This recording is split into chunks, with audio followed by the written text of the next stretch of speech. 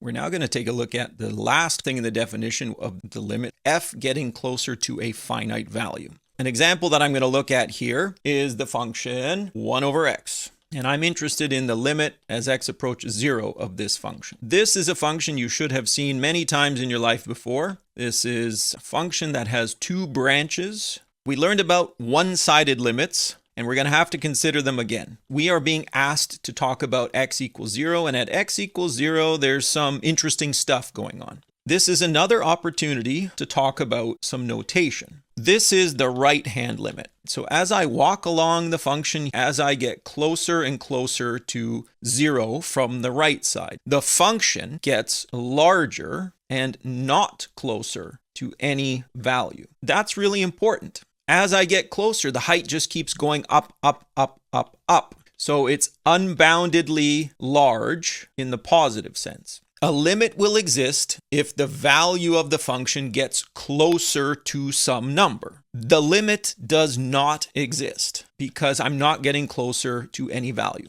But because it's broken in a special way, I'm going to introduce a special notation. I'm going to say that this equals infinity. That infinity symbol just tells you this limit does not exist because it's getting bigger and bigger and bigger and bigger in a positive sense. You shouldn't think of it as truly equaling anything. It doesn't equal anything. If it was up to me, I would put an arrow toward infinity to say that the function doesn't exist, it doesn't equal. So don't get thrown off by that equal sign. Now, similarly, if I talk about the limit of 1 over x from the left side, and I walk along the graph getting closer and closer to x equals 0 from the left, I see a same sort of thing. The height gets unboundedly large and negative. The height just keeps dropping, dropping, dropping, dropping, dropping. It's not getting closer to any value. And if it's not getting closer to any value, that means the limit does not exist. I'm going to introduce a very similar notation here for this situation because I know that it doesn't exist and I know that it's broken because it just keeps dropping and dropping and dropping. So I'm going to put equals with a negative infinity sign. The negative tells me that the function grows down unboundedly large.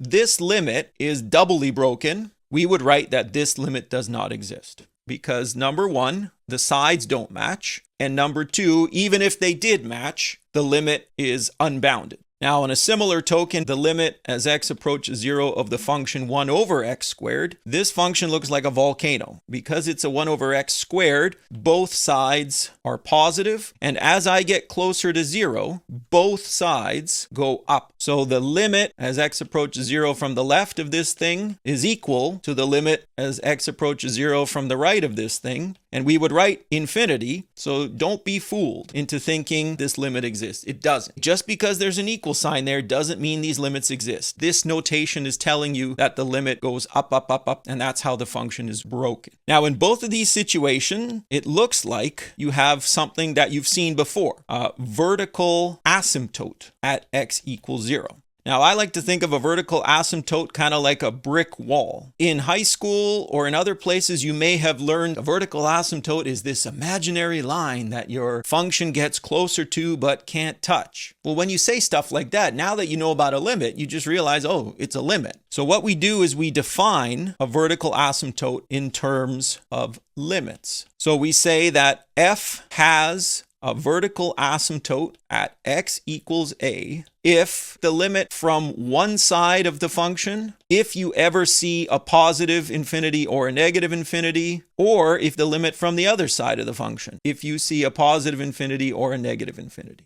In terms of a picture, it just looks like a brick wall. If you were to take a function and say there's the limit, if it has a vertical asymptote, it's like the function is hitting this imaginary brick wall. As you get closer this way, you cannot penetrate that wall and the function just gets pushed up. We define vertical asymptotes with limits. It's not enough just to say that the denominator equals 0. Denominator equals 0 is a good place to look, but unless the limit is infinite, this will not have a vertical asymptote. This is called an infinite limit because the answer gives you an infinity. As an example, here's a function, x squared plus x over x. You say, oh, there's a 0 in the bottom when x is equal to 0. It has to have a vertical asymptote. Nope. You could factor out an x. This would be equivalent to x plus 1 everywhere except at 0.